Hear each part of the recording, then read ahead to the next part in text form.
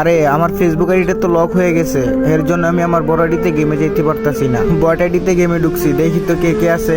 আরে আনিকা তো অনলাইনে। আচ্ছা ওরে আমি ইনভাইট দিয়ে দেখি তো গ্রুপে আসবো নাকি। কিরে ভাই আমার ইনভাইট কেটে দিল কেন? আচ্ছা আরেকবার দিয়ে দেখি। কিরে ভাই আইতেছে না কেন? এত বারবার ইনভাইট দিতেছি। আরে ওরে তো বলা লাগবো আমার এটা নষ্ট হয়ে গেছে। এই ভাইয়া, তোমার সমস্যা কি? তোমার ইনভাইট ধরতেছি না, দেখতেছো না? তোমার গ্রুপে যাচ্ছি না, তাও তুমি ইনভাইট দিচ্ছ কেন? আমি কিছুতেই বুঝলাম না, এই বটশট প্লেয়ার আমার ফ্রেন্ড লিস্টে আসে কি করে? এই ভাইয়া দেখো, তুমি আরেকবার যদি এভাবে ইনভাইট দাও তাহলে তোমাকে আমার ফ্রেন্ড লিস্টে থেকে আনফ্রেন্ড করে দেবো।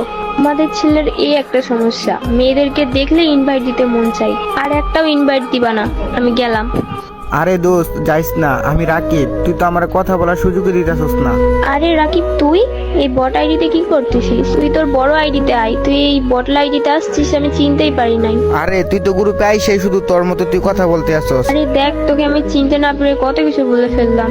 আচ্ছা সমস্যা নাই, তুই তো আমার চিনতে পারস নাই, বুঝলাম। যাই হোক, তোর বড় আইডি কোথায়? এই আইডিতে কি করিস? আরে দোস্ত আর বলিস না, আমার ফেসবুক আইডিটা না লক হয়ে গেছে।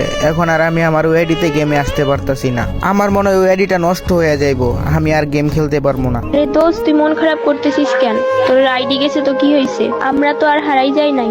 এ দাঁড়া, আমার আইডি পাসওয়ার্ড দিচ্ছি, তুই এখন থেকে আমার আইডিতে গেম খেলবি।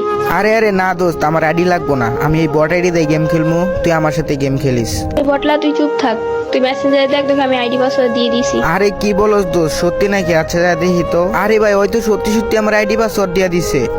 আরে দোস্ত আমি তোরা বললাম আইডি লাগবো না, তুই সত্যি সত্যি পাসওয়ার্ড দিয়া দিছস। হ্যাঁ দোস্ত, সমস্যা নাই। আমি যখন অফলাইন থাকবো, তুই যখন আমার আইডিতে গেম খেলিস।